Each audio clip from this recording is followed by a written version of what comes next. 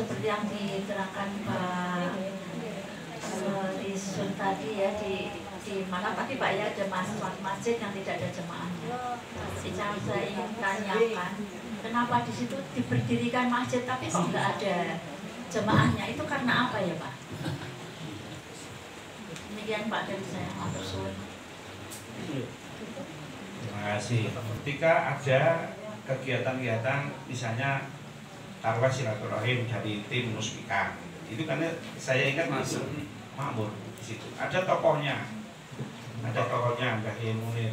Tapi periode sekarang ini sudah tidak ada. Tapi regenerasinya itu kurang cepat. Artinya tidak ada penggantinya. Jadi dulu juga ada di situ, ada juga Yayasan Aliman, ada tokoh juga yang harusnya itu kalau bersama-sama juga bisa. Cuman kadang-kadang akhirnya dengan kondisi tertentu akhirnya juga saya tanda tanya juga bagaimana generasi yang penerus ini tidak muncul ketika ditinggalkan oleh pendahulunya atau yang senior-senior itu. Jadi padahal itu satu kejadian yang pasti. Jadi mungkin aktivis itu nanti pada akhirnya ya itu kemudian meninggal, tidak ada itu atau pindah tempat dan sebagainya. Ini satu penggantinya. Makanya dalam hal mengelola masjid, mengelola musola ataupun apapun memang harus dipersiapkan penggantinya ataupun yang mendampingi atau yang meneruskan. Sehingga itu salah satunya itu. Dan yang selanjutnya adalah karena itu sebenarnya di pinggir jalan persis ya, itu rambu bahwa di situ ada masjid itu kurang terinformasikan. Jadi dari atas itu kan dari Salim dari namanya STT Sangkakala atas itu kan, itu kan jalannya untuk mobil dengan lah posisinya sebenarnya pas datar, kemudian belok kiri itu dan masjid hanya di cuman mungkin informasi tentang di situ ada masjid itu kurang terkomunikasikan. Makanya ya salah satunya adalah tadi regenerasi, yang kedua adalah informasi tentang keberadaan masjid. Kemudian yang ketiga ya bagaimana masjid itu punya daya tarik untuk berjamaah. Termasuk ini momen seperti ini ada Sabtu Senin buka bersama, hari Kamis buka bersama seperti yang dilanjutkan tausiah itu sangat bagus. Di antara untuk membiasakan dan juga untuk mengkomunikasikan hal-hal seperti ini. Oke, lainnya. Oh iya Mas. Bismillahirrahmanirrahim. Assalamualaikum warahmatullahi wabarakatuh. Alhamdulillah, terima kasih Pak Rizun. Ini temanya sungguh sebenarnya membuka hati. Tadi juga dibuka pertanyaan oleh Gubernur, kenapa masjid sepi dan kenapa kok didirikan masjid. Dan ini juga kita masuk kepada periode generasi Gen Z ya, yang mana maksudnya ini numpang diskusi dengan Pak Rizun. Ya, adapun nanti pertanyaan muncul atau tidak saya tidak tahu.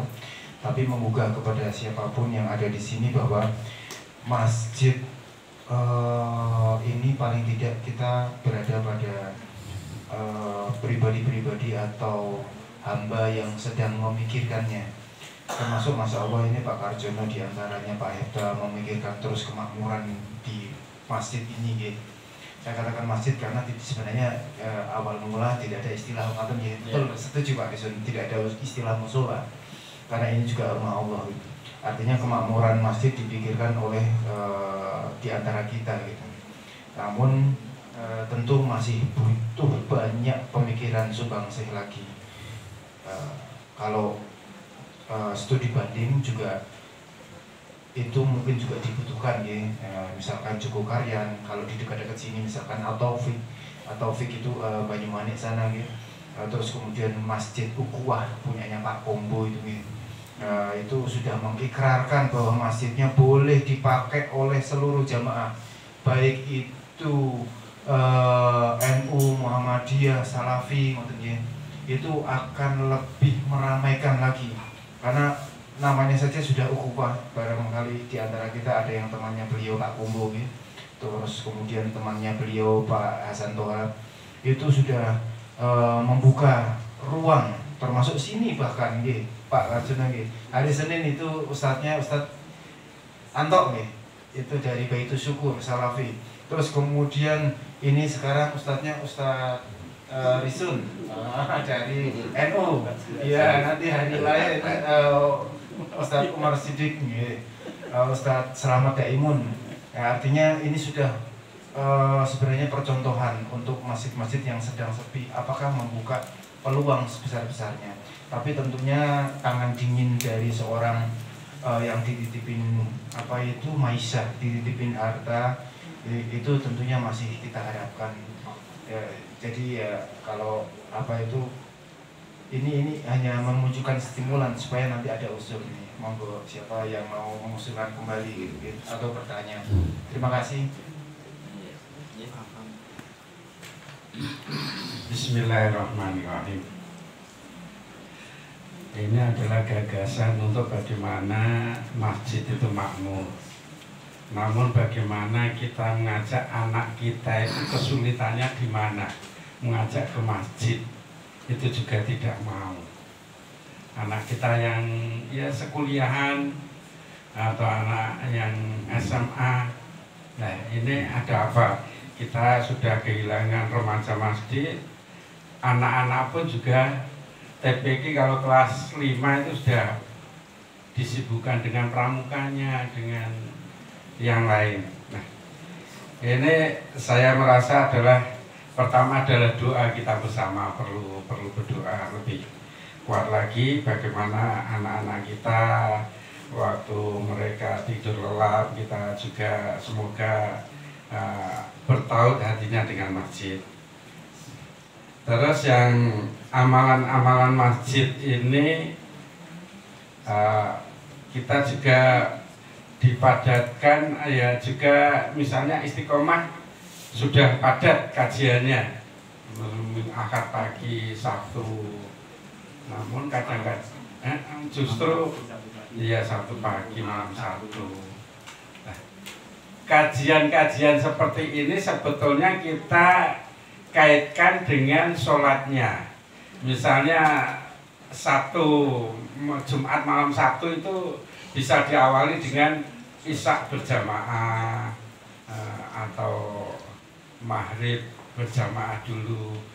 Masa kalau kita istilahnya di kajian Ahad pagi kita usahakan untuk juga subuh berjamaah dulu, untuk bergantian dengan isroknya gitu. Nanti kita juga jadi dari kita sendiri dulu gitu. Nah, keluarga kita bagaimana treatment untuk mengajak keluarga itu juga susah-susah, baik itu istri atau anak. Nah, doa ini. Ini hanya sebagai saran karena kita juga masih dalam angan-angan ke depannya itu. Terima kasih. Assalamualaikum warahmatullahi wabarakatuh. Waalaikumsalam.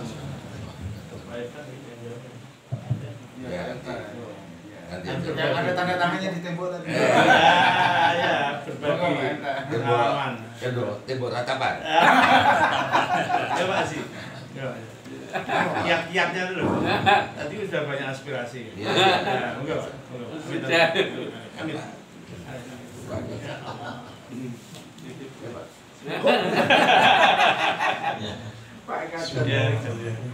Assalamualaikum warahmatullahi wabarakatuh. Alhamdulillah, bersyukurillah Bapak pada tema yang sangat bagus. Mudah-mudahan kita bersama bisa terbuka masing-masing individu. Jadi memang keimanan juga naik turun. Begitu juga pengelolaan tempat ibadah itu naik turunnya luar biasa. Jadi karena kita bersama, jadinya mungkin kalau sendiri kita bisa lancar, tapi karena banyak orang, ya akhirnya kan juga pas mungkin ya kalau positif thinking mungkin lagi sibuk. Gitu. Tapi yang saya hadapi itu biasanya paham Pak. Pahamnya artinya ini aliran ini, bukan alirannya, pahamnya. Saya nggak mengatakan aliran Islam ya tetap Islam, tapi mungkin pahamnya ono kuno atau ora atau pahamnya anakku nek sholat alon-alon ora konsentrasi, nek banter malah konsentrasi, itu kan paham. Artinya sulit juga untuk mengatasi hal-hal yang begitu.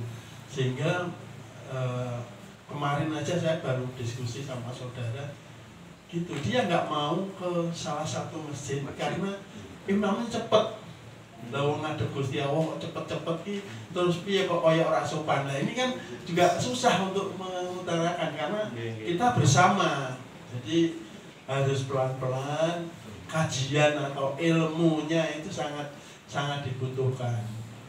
Jadi kalau kita bisa luwes ya mungkin bisa diterima dengan baik.